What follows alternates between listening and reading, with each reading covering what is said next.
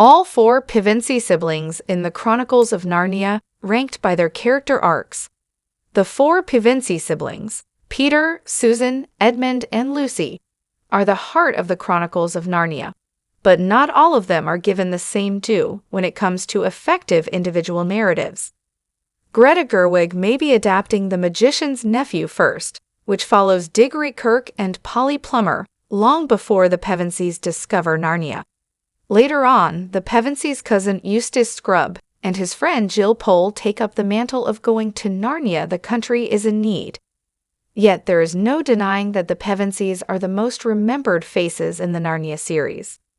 This actually creates a challenge for Greta Gerwig's Narnia movies, when starting the reboot with The Lion, the Witch, and the Wardrobe would be a mistake, because the rest of the series would never be able to live up to it.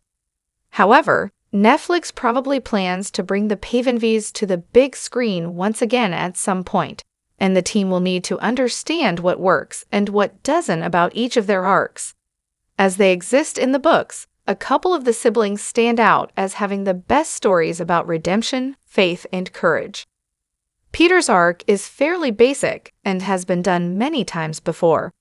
As the oldest sibling, he tries to act as a parental figure when the group is sent away from London in The Lion, the Witch, and the Wardrobe, and clashes with Edmund especially because of this. However, Peter is destined to become the High King of Narnia, a great leader and warrior, and is on a very direct and uncomplicated trajectory towards that from the beginning. The way the books are written doesn't allow for that much of Peter expressing self-doubt.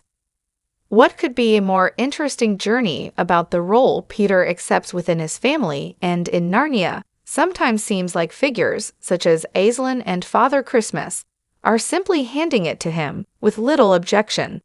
In Prince Caspian, Peter also accepts that he cannot return to Narnia again fairly quickly and starts assuredly working towards a career in the real world in the sequels.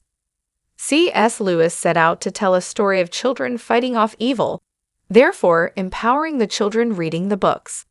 Peter's arc accomplishes this, but upon revaluation, there isn't much else to analyze. Susan's arc is infamous in reader circles, as she is the sole former child hero of Narnia who never returns as an adult, while the others reach Aslan's country in the last battle.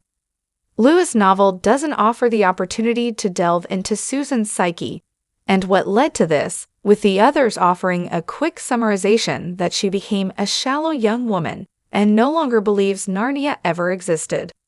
However, actually exploring this event from her perspective could provide a strong conclusion to what is already an interesting character journey.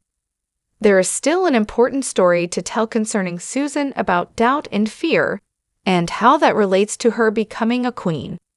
Namely, Susan never quite shakes the idea of magic being impossible and has more trouble blindly accepting the workings of Narnia and Aslan's plans than her siblings. She also bears some responsibility for the group, alongside Peter as the second oldest.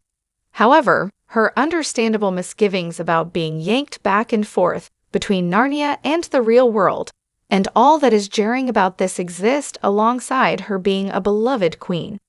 There is still an important story to tell concerning Susan about doubt and fear, and how that relates to her becoming a queen.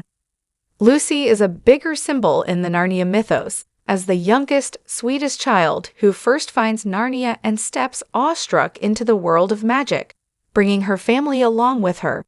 She immediately befriends the Narnians and tries to bring out the best in her siblings. She is also the direct foil to Susan, as she has always been able to wholeheartedly believe. Lucy's appearances in her first two books are largely characterized by this childhood innocence, but her storylines as she grows older show her maturing and having to remind herself of the ideals she previously espoused. Lucy's broader arc is somewhat fractured throughout the books, but exhibits a lot of nuances in how maintaining her best qualities is a challenge in the face of hard but realistic changes. Namely, in Voyage of the Dawn Treader, Lucy is the faithful Lucy she has always been, but she is still headed into her teen years and dealing with the insecurities that come with that. The Horse and His Boy shows Lucy as an adult when she rules Narnia with the others, where she is still compassionate but has also become a warrior, as Susan notably never does in the books.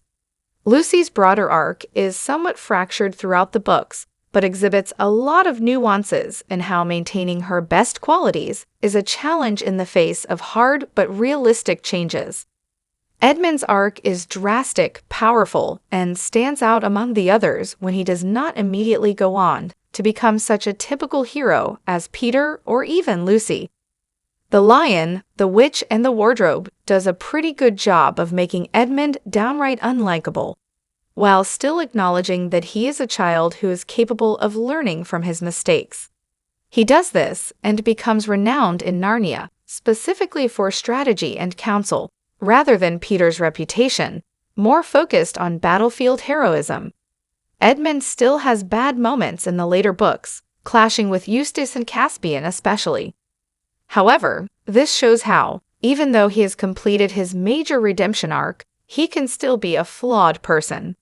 Throughout the Chronicles of Narnia, Edmund says things that are almost shockingly wise, like how he looked like a fool for not believing Lucy once, and that a malevolent prince might redeem himself yet.